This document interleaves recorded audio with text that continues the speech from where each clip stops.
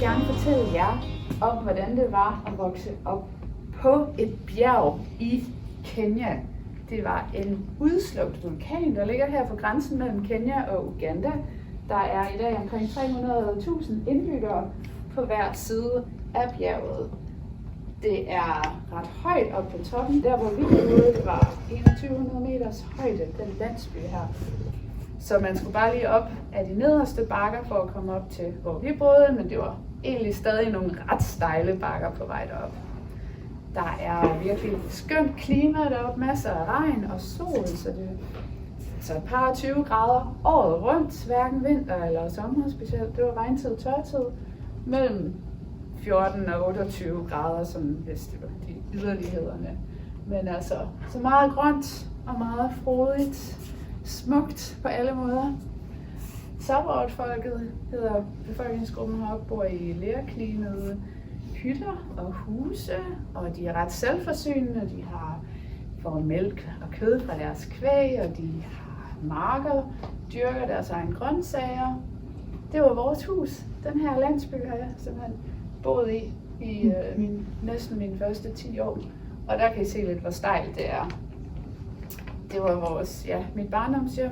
Jeg boede fra 81 til 91. Som barn, sådan et sted her, der kan man godt både føle sig fattig og rig. Jeg kunne godt fornemme, når vi var på besøg i Danmark, at vi ikke havde nær så meget som alle de danske børn havde. Men i forhold til her, vi havde en bil, andre måtte transportere deres ting, sådan her. Men vi havde en fin lille Suzuki, 2 sæder, børnene bænkede på bagsædet. Ofte blev min far spurgt om hjælp, hvis nogen skulle på hospitalet akut. Der er faktisk op til flere babyer, der er født i den her lille bil. En af dem har jeg mødt senere, han hedder Suki. Født i en Suzuki. Så hvor det her, sådan ser et normalt køkken ud, så havde vi som de eneste strøm. Lidt solpaneler, der var lige nok til computeren som det vigtigste, og så et lille køleskab og en 12 volts pære i loftet.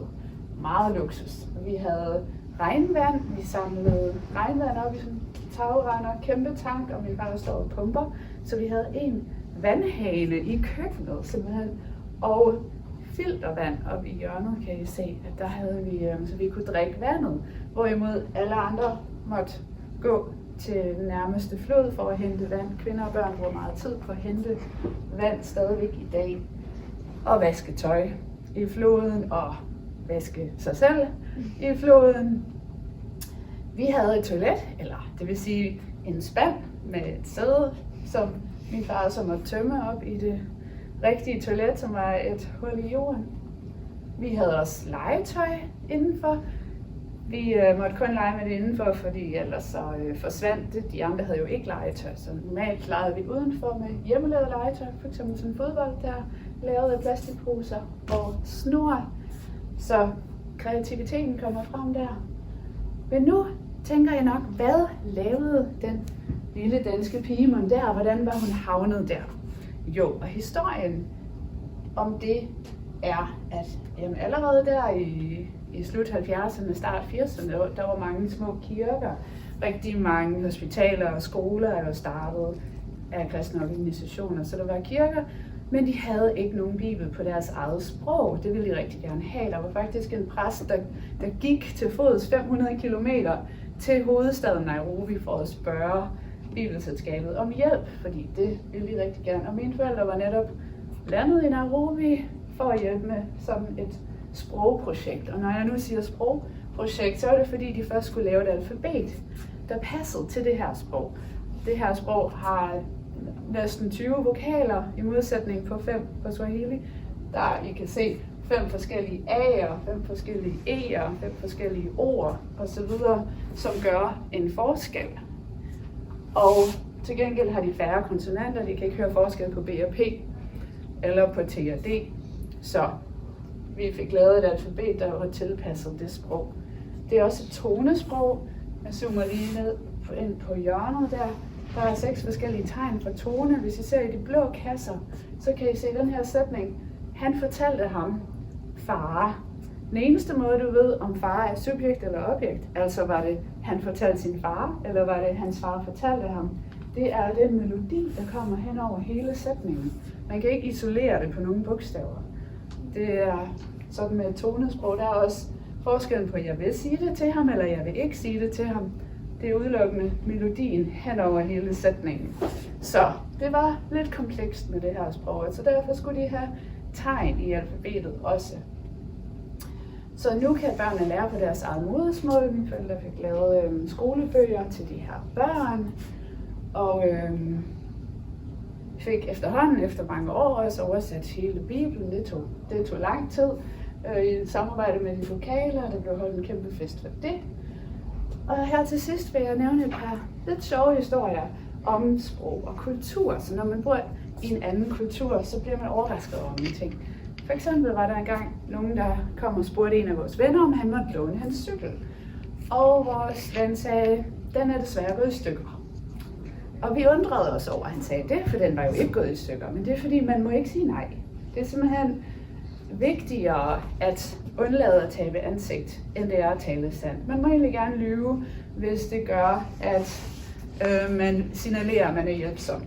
Så hvis nogen spørger, vil du hjælpe med det, så måske, det kan godt være, det skal jeg lige undersøge, så mener man egentlig nej, men man siger ikke nej. Og en anden sjov ting, min mor havde en hushjælp, hvor hun så spørger en dag, did you not hang up the clothes? Og hun siger yes. Og hun undrer sig, jamen tøjet ligger der, hvad lyver du for mig?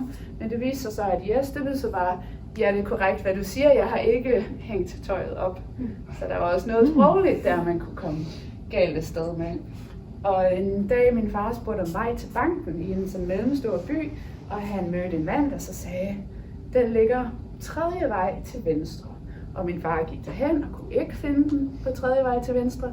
Så fandt han banken anden vej til venstre. Og så gik det op for ham, at da de snakkede sammen, så havde de stået ved et vejkryds. Så den her mand havde talt den vej, som de stod ved, som den første vej. Fordi de tæller inklusivt i den kultur. De vil også sige, at en baby er 1 år, så snart de er født. Og når de så er fyldt 1 år, vil vi sige, så er de 2 år, fordi de er i gang med deres andet år. Til stor irritation for mig som barn, hvor mine yngre kammerater sagde, at de var ældre end mig, og det vidste jeg godt, de ikke var. Men det var sådan, man tæller. I øvrigt gjorde man jo også det i Bibels kultur, det er derfor, man siger, at Jesus opstod på den 3. dag, selvom man egentlig kun var der i 1,5 døgn cirka, så siger man den 3. dag. Og når man så lige et lille bitte kig på bibeloversætterens skrivebord, hvad gør man egentlig, når man skal oversætte til en kultur, der har brød? Men brød er ikke noget, man spiser så tit. Så sådan nogle vers som, at Guds ord er daglige brød, fordi det er vigtigt, man skal have det hver dag. Det vil være lidt ligesom at spise kage. Man kender det godt, men det er ikke noget, man spiser så tit.